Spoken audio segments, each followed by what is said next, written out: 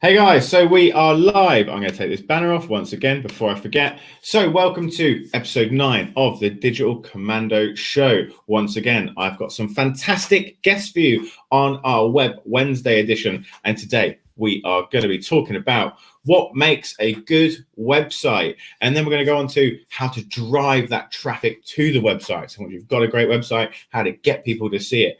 And then once we've done that, we'll talk about how to use affiliates, brand ambassadors, and influencers to give that even a bigger boost. Okay, then. So let's bring in my guests for the day. So we have for you Mitchell and Liam.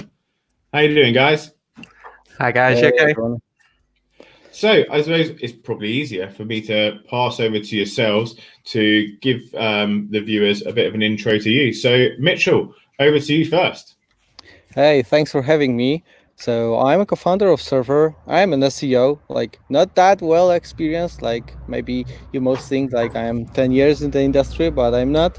It's like 4 years for me doing SEO, but thanks to the niche, really dynamic, you can, just keep yourself up to date and be the best. So learn every day and you don't have to be a dinosaur to deliver results. That's the takeaway. I love that. Liam, over to you. Hi, everyone. I'm Liam. I'm the Business Development Manager at Dawn Creative. We're a brand specialist design agency. Our mission is to rid the world of poor design and bad communication. I've worked in the industry creatively for a number of years. I've worked with some big brands, Apple, Sea Life, Lego, Virgin, Zen Internet, some big name brands. I love working with a variety. And yeah, that's just me in a nutshell. Awesome. Thank you, Liam. So for everybody watching, there is some real experience here. Michael, Mitchell is being super humble. He said he's only done 10 years in the industry, but he definitely knows his stuff. And like Liam just said, he has got some super experience working with some of the biggest names in the world. Lego must have been super cool. I would quit my job just to work for Lego. Same here. There's a thing, isn't there, about their staff where they're actually allowed to just build Lego at work? Yep. Yeah, it's actively encouraged. Yeah. Wow. How cool is that? That's just like going back to childhood. What's your job? I build Lego all day. Well, sounds amazing. So we'll get stuck straight into it, guys. We've got 3 topics to cover today. And the first one is what makes a good website? So obviously, both of you got loads of experience in websites themselves. Obviously, I run an agency as well, so we kind of do website work. And I think for me, I've always got a bit of a strange one, but I'll let you guys go first, and then I'll come back to me after. Mitchell, for you, what makes a really good website? Well, I'm an SEO guy, so we may have some struggle with Liam since he is on the UX side, and but UX and the messaging and this kind of stuff is a pretty big part of SEO as well, since user behavior on the website is, or rather, may have a huge impact on your SEO as well. So probably we will agree here and there. But what makes a good website is basically having the topic covered, giving the full answer. That's the most important thing. Why we build websites? That's the first question we should ask ourselves. So I'm building a website to get more clients for my e-commerce. So what should I do? I should provide a value that my client is looking for, and there's no better way to provide the value than give the person exactly what he is searching for. And with SEO, we have this comfort that we know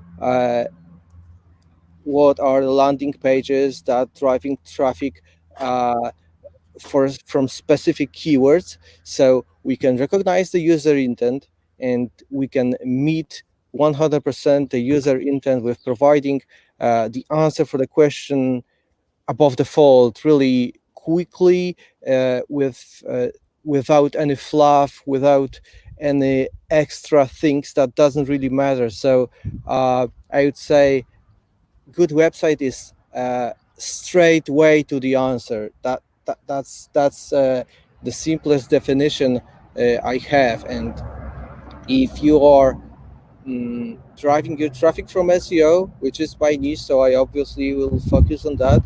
Then you just have to provide the answer not only for the user, which is on the top, but you have to provide the answer to the Google bot as well, because either way you won't get indexed and your answer won't be exposed in Google search results. So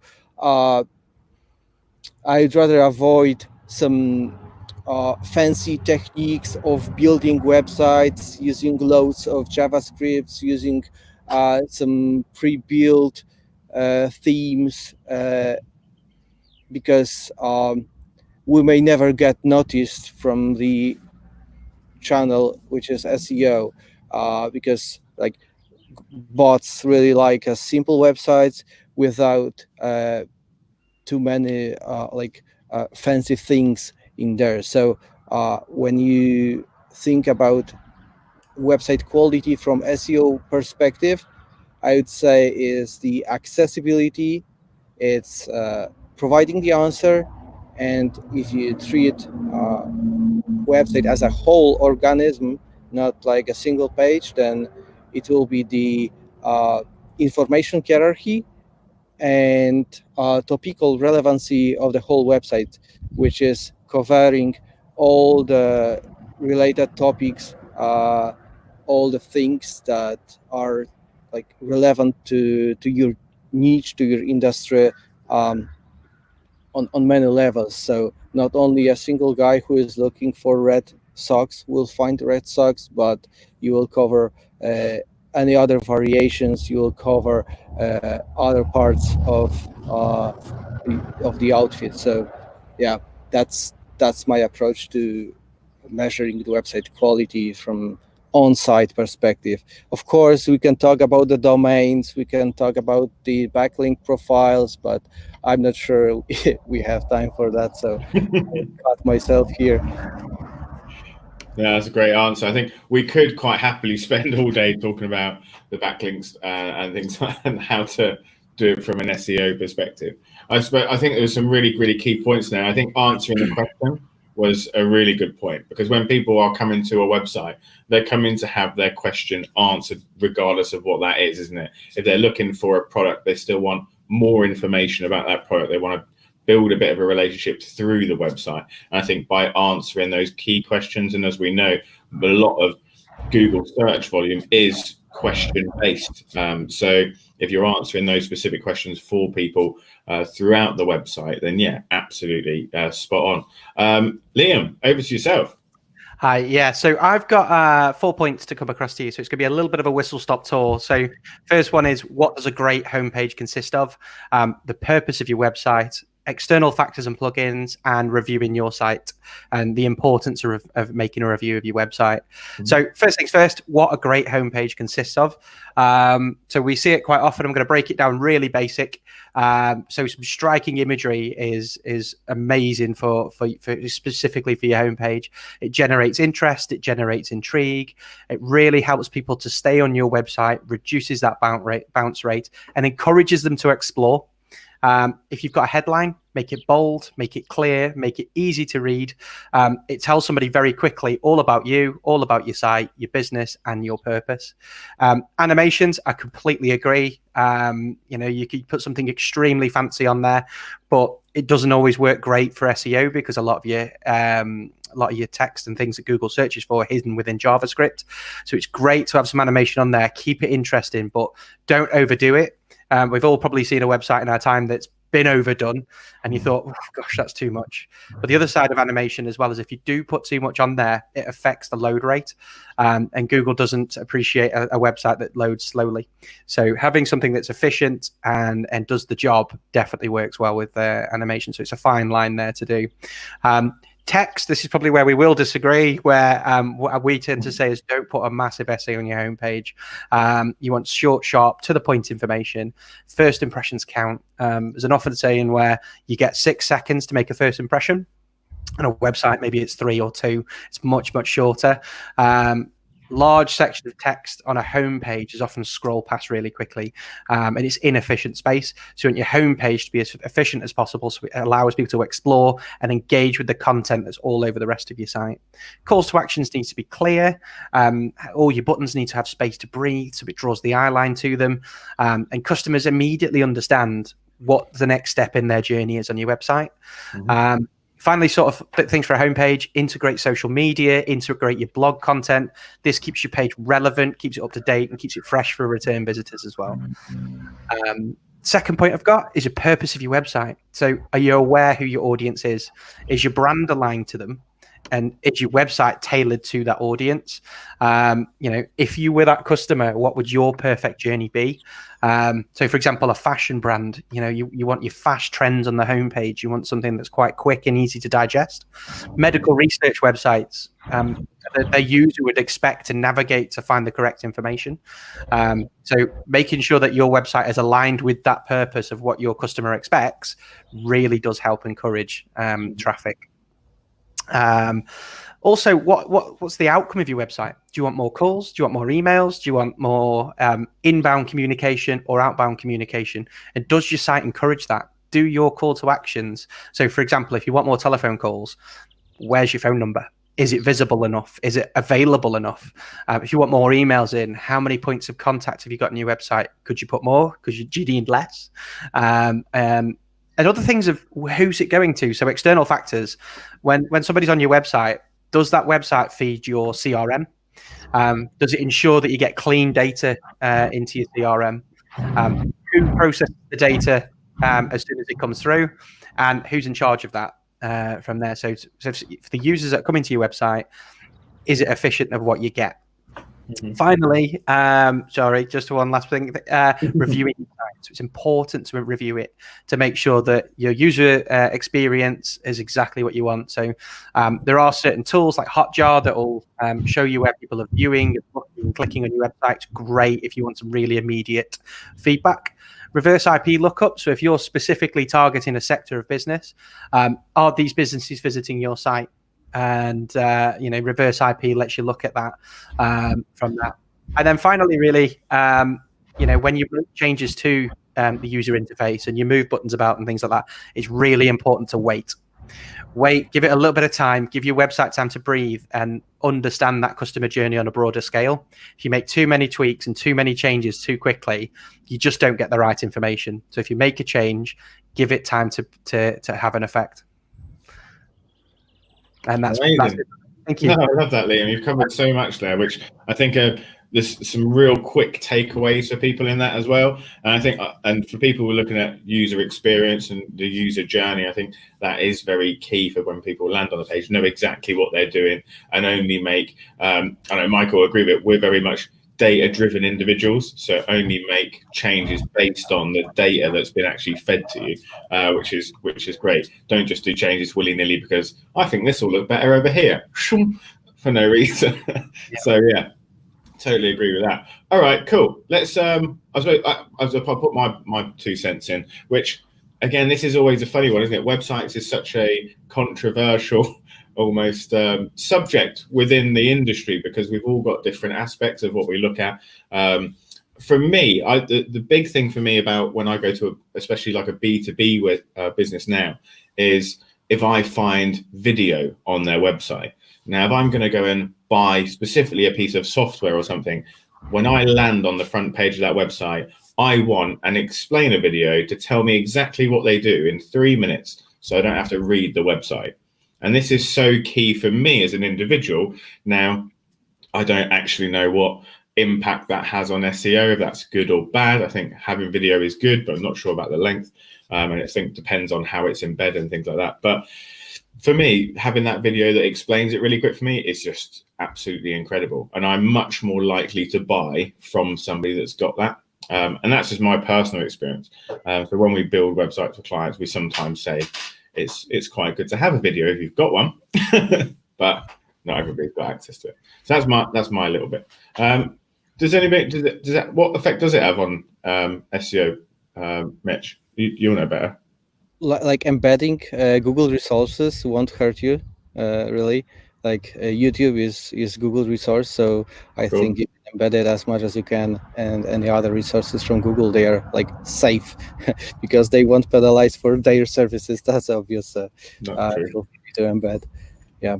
So that's one of, guys, if you're going to put video on your website, or make sure you upload it to YouTube and embed the YouTube video. Don't upload the raw content into the website, Oh because yeah, again, that's very heavy, isn't it? Anyway, that's a killer. and so lots of people try and do that. Don't do that. Okay, let's jump on to point 2, which is how to drive traffic to your website. Now, once again, this is a huge subject, and there's many, many, many ways of doing it. And we'll go over to Mitchell again first. I think you'll probably cover the more SEO aspect of this. Is that right? So yeah, let's go with that. I will just cover one way of driving traffic, which will be driving traffic through content.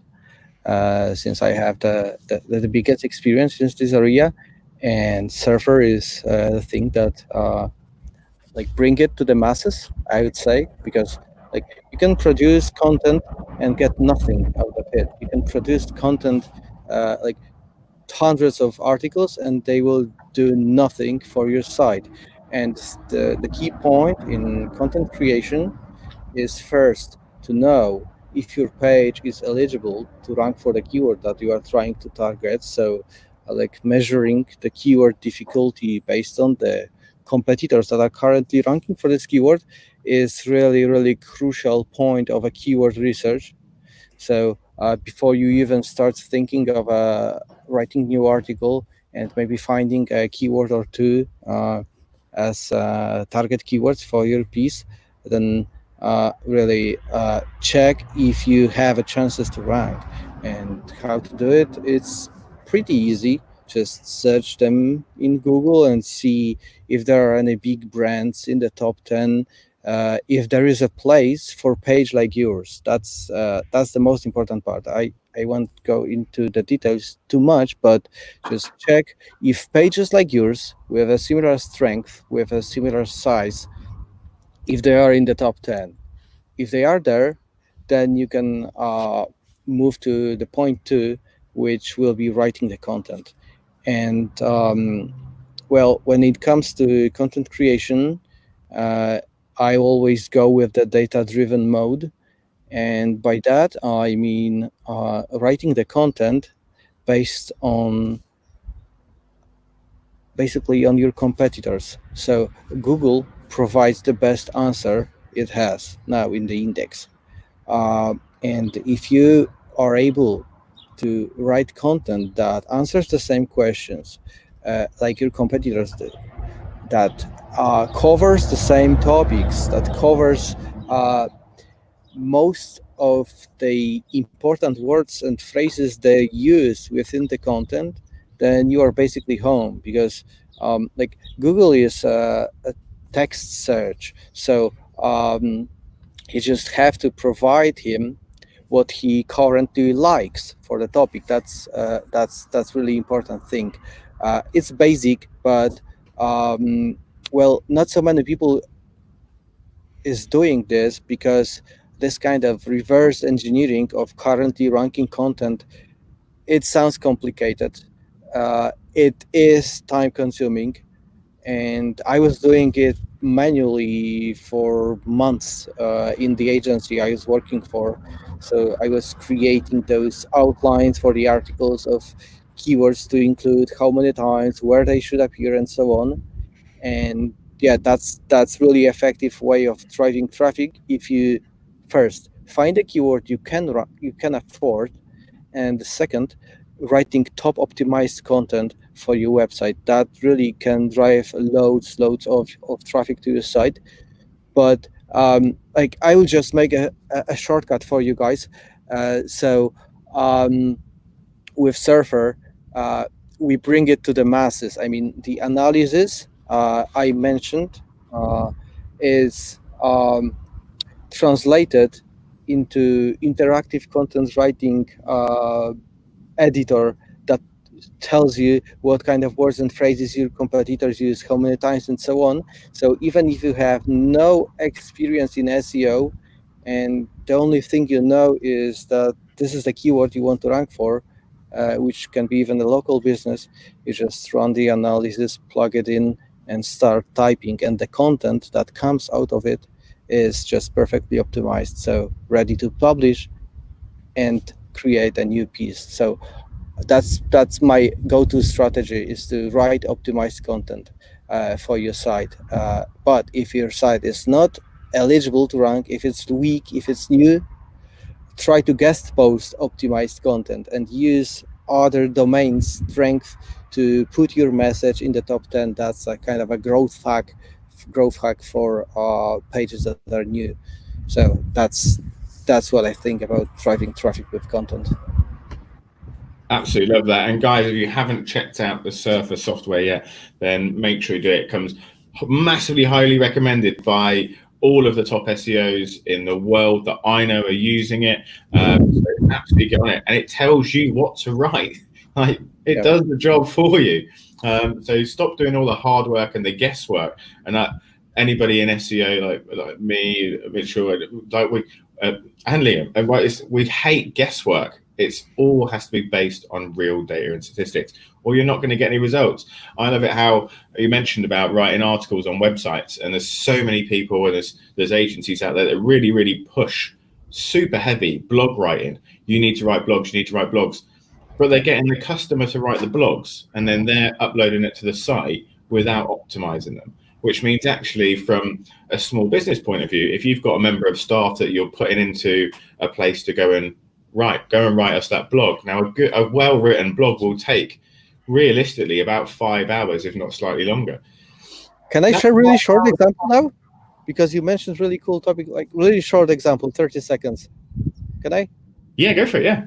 Like, imagine a plumber who has a website, and I have this situation, like there's like how to fix a leaking tap, right? You may think, okay, I'm a plumber. If I will write how to fix a leaking tap, I may lose a client who will, fix the leaking tap by himself. But from the other side, 9 out of 10 visitors will see, okay, leaking tap, it may be too hard for me. I don't have the special wrench. And what he end up with a contact to you, and you proved already that you know how to fix the leaking tap. So that's the way you should vlog as a plumber, and you can apply this to any other small business, local business. Absolutely, that is absolutely the way to do it. I totally agree 100%. And then optimize that content so it actually gets found on Google. So you've got the right content, you're answering those questions with people, and you've optimized the content so it can definitely be found, and you've checked the competitiveness, then you will rank, you will get traffic. I think that's absolutely great. Liam, over to yourself. Yep. I'm in the camp where content. It's great to have something on your website and great to have something online that you are found for. But the major point of this content, the major point of these things, it's something that will engage your audience and gets them to interact. There's pointless having stuff out there that's on your website, hosted there, that people won't scroll through or read or be found for. So it does have to be efficient. Content that engages your audience gets them to interact and gets them to engage with your brand. And within that, then that will then engage experiences and customer experiences for your brand. So if you're engaging with them on social media, or if you're engaging with them through email communications and through various different ways, it helps them, it builds that experience, and then it makes your brand be the authority for your subject. So for example, the plumber example, 9 times out of 10, people might think, oh, okay, yeah, I need to fix that leaking tap. I'll call that specific plumber out. That brand experience, then at that point, you are going to ask for feedback. You are going to ask for a recommendation, and having them steps throughout the journey of a pleasant experience on the website, finding the right content, finding how to do it, and then finding a solution. So the solutions are either A or B. A, I'll fix it myself, or B, I'll call that plumber out. Mm-hmm. And throughout that journey so far, it's been a pleasurable experience and nothing's been hard to find. And that's why customers come back and encourage their friends, family, recommendations, provide reviews because of that. So if you are going to put content out there, I wouldn't say put a limit on it, but I would say just make sure it's efficient and make sure it's the right message. I'm all up for making some noise, but it's got to be relevant and also reactive. You know, the market changes so often. What people search for changes 100 times over, really, from that. So, you know, it is what it is. You know, you just have to be reactive to it. Good thing is also as well as planning content. Put a social media strategy in place, put a calendar of key events, making sure that, you know, Mother's Day, for example, a florist, you know, Mother's Day is coming up, the sales of flowers will naturally rise. But on the lead up to that, you know, you could say, well, what's the best flower for X? What's the best flower for this? And having that content in play. So when somebody goes, right, I want this, this, and this, oh, that florist will have it. They'll come to you because you are the authority.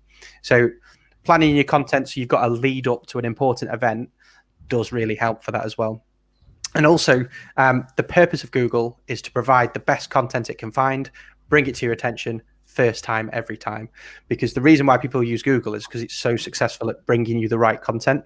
So having efficient content that can be found through SEO, having it with the right message, having it at the right time does get you out there and get you involved with your audience. Awesome. Thank you, Liam. Great points there. And I think the one that really jumped out at me there was planning. And this is what we've got saying in the military, which was fail to prepare, prepare to fail. And if you haven't got a plan, it's so key. And actually, what we've seen from a lot of small business owners is the stress levels that increases on them through not having a plan and having to think of something new every single day to kind of go, right, today I really need to think of something to put out. How am I going to write this? And those stress levels are so high. So putting in a really structured plan, linking it into the calendar or current affairs so that it's relevant and adds value. I always push for, especially from our team, that they need to add value with every single thing they do, regardless if it's a post on Facebook or Twitter or a blog that's been written. It all has to add some level of value to the customer or the client or the user, which is absolutely huge to me. I'm going to go slightly off piste with my traffic hack. It's not even a hack, it's just drive traffic. So in addition to, obviously, SEO is absolutely amazing. And if you can get up in SEO, I would say it's incredible. I call it still very much the long game of sorts. It's not as long a game as it used to be, admittedly. Google does index a lot quicker now. You can rank very, very, very fast on Google. And literally, we've seen it happen in days sometimes. So it's not as a long game as some agencies might lead you to believe, where it's like you're not going to rank for six to 12 months. Well, yeah, if you've got really big competitors, fine. Or you've got a really low budget, then yeah, maybe that's what it is. But generally speaking, you can rank on Google a lot quicker than you used to. But for me, especially right now, while we're trying to keep this content very relevant, if you're trying to get traffic to your website, use Facebook advertising, because it's so bloody cheap now. No one's doing it. Just get on it because it's so cheap. We've got campaigns running where we've got 0.003 pence per engagement. We're lead generating at like 50p when it used to be about £8. Like, my big thing at the minute, especially right now, and it won't be forever, because remember, everybody, Facebook are giving away lots and lots and lots of money in the form of advertising to businesses. Now, they've rolled that out in 3 states in America at the minute. So loads of businesses in those 3 states have now got free Facebook advertising, essentially, which means it's going to be more competitive to compete against them because they've got free budget, whereas everybody else is still spending money to compete with them. Now, when that gets to the UK, obviously the competitive side of the ad spend, your ads are going to cost more money, and the businesses aren't actually paying for it. So, one, keep an eye out. If your business does qualify, get access to that ad spend, because you may as well use it because it's free. But before it gets here, I would be throwing money at Facebook advertising at the minute, just before it drops again. That's my big tip for the day. Right then, we've got one more thing to cover, which is using affiliates, or brand ambassadors or influencers. Obviously, it works very differently for everybody, kind of how the business is set up, which one they would use. I know that affiliates are obviously a great way for you to drive referral work and things like that. Brand ambassadors do a very, very similar job, to be perfectly honest, and they normally work on a commission base, which is great. And then influencers are normally paid up front, but there's a level of expectation. But it's all very bespoke in how you structure the contract yourself. Mitchell, what experience have you got with using affiliates, influencers, brand ambassadors? What would you like to share? Well, from the SEO, clients SEO work, I would say that some influencers are highly overpriced. So just be careful with believing them. They have a lot of fake followers and so on. So that's a bit risky. And I personally, I would avoid influencers like in a paid mode. You can cooperate with influencer on barter, which is much safer, and that's the way to go for me. But when it comes to affiliate, especially for surfer, for companies like SaaS businesses, I would say that they can just skyrocket your growth because but there's one thing that you have to do first. You need to have a great product. That's something that you will never, you cannot work around this. If you have a great product, then you can have great affiliates who are on the top of the world. You just give them decent amount of money per lead, recurring commission, whatever model suits the affiliate. And if you sum it up, it will turn out that you paid less for a lead or for a customer than if you would be doing the job by yourself, because they have the audience, they have credibility, uh, they do the promotion on, it's on their site, so they pay for the ads and so on. So you end up with sharing the commission, and if you sum it up, it's not that much. If you think, okay, I didn't have to do anything and I'm getting clients, all the job is done for me, I just pay a fixed amount per client or fixed price, whatever, then just find a good affiliate that is really willing to promote your product, that has the audience that really can be your client base, because that's a common mistake. Someone can tell you that, okay, I have like 100,000 followers on Instagram, but who they are they your potential clients? I'd rather like to have an affiliate marketer who has an email list of SEOs, who has a newsletter, who has a blog that is well exposed in Google or whatever. Like small audience, but most of the audience can be my clients, instead of going for the big numbers that 99% of those people maybe not your potential clients. So you and the affiliate, no one will earn money on this kind of partnership. So, and as for Surfer, we found really great affiliates. They provide true value, case studies. It's legit. Like we are proud of the affiliates of their job. So that's the ideal situation, to be proud of work that your affiliates are doing. That's the ultimate advice. Yeah, I think you covered so many crucial steps there to using affiliates and influencers, which is, some influencers are absolutely useless, to be honest. Like, they can have, a lot of them, you have, massively fake following, not the correct following for your audience. If I go and hire somebody now to go and promote the Digital Commando Academy that was on Towie, they're going to charge me £10,000 a month, probably. I think it was Gemma Collins was charging £10,000 a post, right?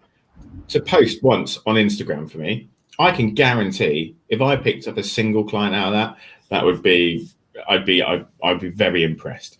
It wouldn't happen because the audience is not correct.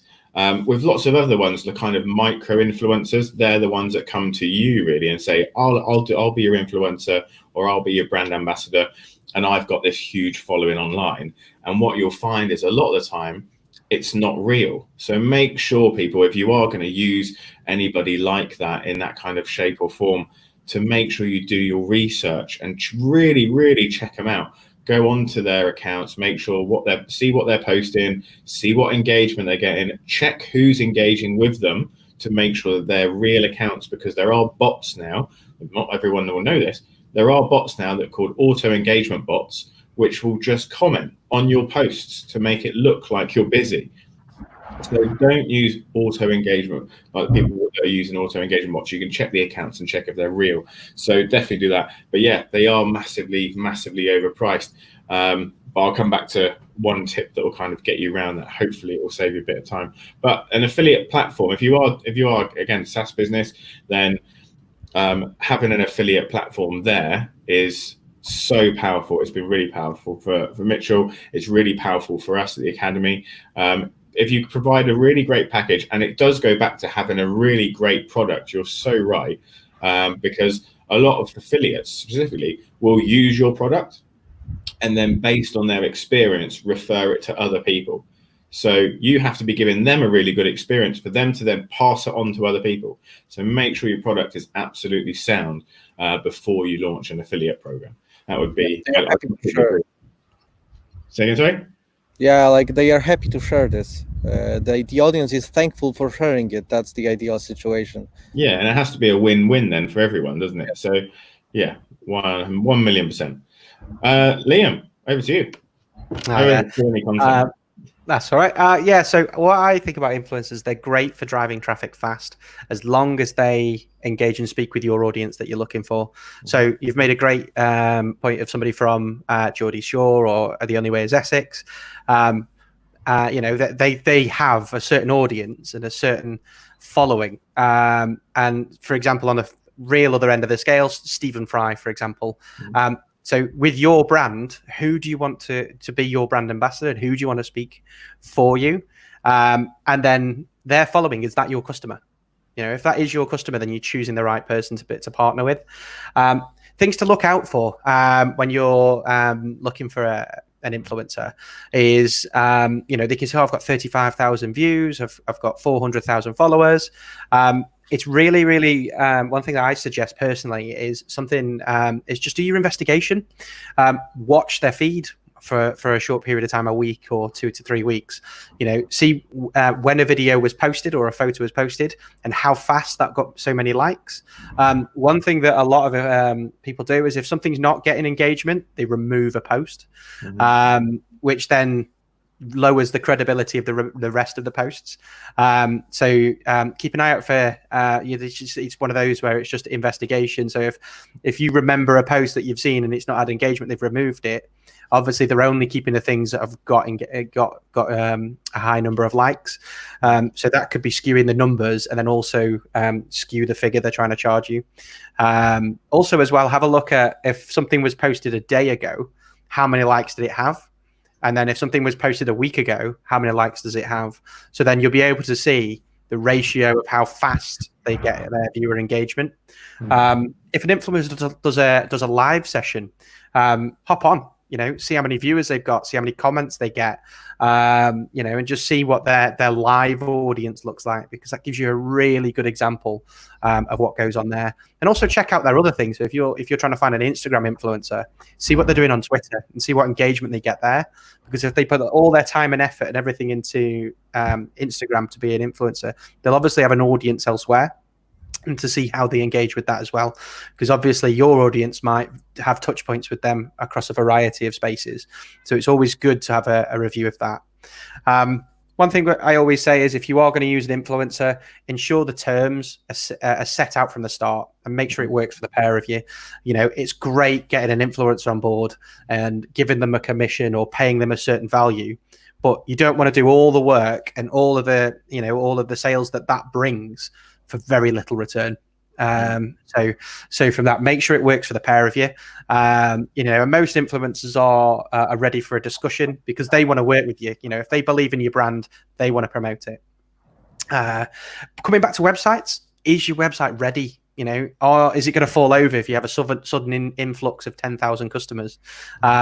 Is that going to be more damaging to your brand if it's not ready? If it doesn't look right, or things aren't in the right place, is it going to have the right return? So always just to double check your website. If it's going to a landing page, make sure it's the right page and make sure it's really direct and really tailored to the call to action of making a purchase or getting in touch. And one final thing is sort of on an e-commerce section is drop baskets. So if you're having a load of traffic to your site and people are going through your site and putting things in the basket, but then don't purchase, what's your strategy for a drop basket? What are you going to do to engage with that customer? Using various tools, you can gather email address, or you can gather sort of their Facebook insight through Facebook Pixel, and then you can use your Facebook adverts to retarget that customer, and hopefully that'll bring them back and deliver some sales for you.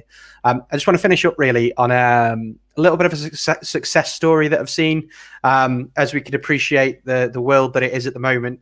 There's been an absolutely great number of businesses collaborating with each other, partnering with local businesses and using their local traffic and local influence to drive some really good experiences.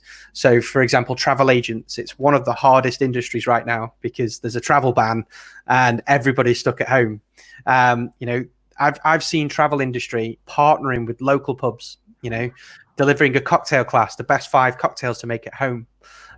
Partnering with camping stores like Go Outdoors. What are the best tents to stay in your garden with? This is something that if you stay in your garden with it, it's great weather at the moment in the UK. You can have a night out under the stars with the children, and then when summer comes around next year, you can use that tent again. Interior designers, they've been working with travel agents, and this is the most tedious thing I've ever seen. I would never have thought travel agents and interior designers working together. But what they've done is they put the best glamping festivals are huge over the summer. A lot of them have been postponed or cancelled. So interior designers have been putting tips out there how to make the best glamping tent in your garden. Put a speaker out there. Spotify's got the festival playlists, and you can have a festival in your garden. We're not traveling anywhere. Make the best of what you've got. And toy stores, they've been partnering with travel agents to show you the best toys that you can play with in your own garden. And what this does, it allows you to engage with your audience and their audience, and it brings a synergy together that does elevate both brands, which works really well on a almost a free basis, because it's just generating content between both businesses. And it's the content people will engage with and content people will digest. And I've seen some really good success and massive engagement from sort of social media on that. So it's really good seeing businesses doing that. Cheers, Liam. I totally agree. It's really, really nice, actually, isn't it? It's kind of refreshing to see businesses working with each other now, where even people in the same industry and things like this. Obviously, we're both agency owners as well, so it's not like this level of kind of competitiveness where people were always very standoffish in certain areas. I don't think our industry is as much like that, really. But with a lot of industries, it's very kind of, we can't talk to them because they're a competitor. But now seeing them collaborate, I've seen pubs collaborate in like Warwickshire that are doing virtual pubs, but together, which reduces the price of the software that they pay for. So they kind of team up and it's split it 2 ways, which is really good, and share their customer base, which is really clever. So yeah, I think collaboration is such a good point now. My final tip, just on the influencer side, is going to be our hack, and this is absolute solid gold. This is for anybody that is going to look at using an influencer and integrate it with something like Facebook advertising, which is going to be, if you've got an influencer, you find an influencer specific to your area, they need to be big enough. Go into your Facebook ads manager platform and go in and put the influencer's name in there. Now, once you put the influencer's name in there, they'll either come up as an interest or they won't. If they don't, they're not big enough yet. If they do, they'll naturally have their own following on Facebook. So Facebook has identified that 1.2 million people like Stephen Fry. Now, Stephen Fry is a perfect influencer for you. Approach him, make a deal, and then instead of relying on him posting on his Instagram or his Facebook every now and again to promote you, get him to do something, take the images or the video, and then you smash it out on your Facebook advertising, targeting his audience. And we have literally taken businesses from £6,000 a month. This is literal figures, £6,000 a month in online sales to £90,000 a month in online sales in less than 3 months using that exact strategy. So that is honestly solid gold. If anybody is going to go and use influencers, that would be my biggest tip, because we've put it in. We talk about it a lot in the academy, and it really, really, really works.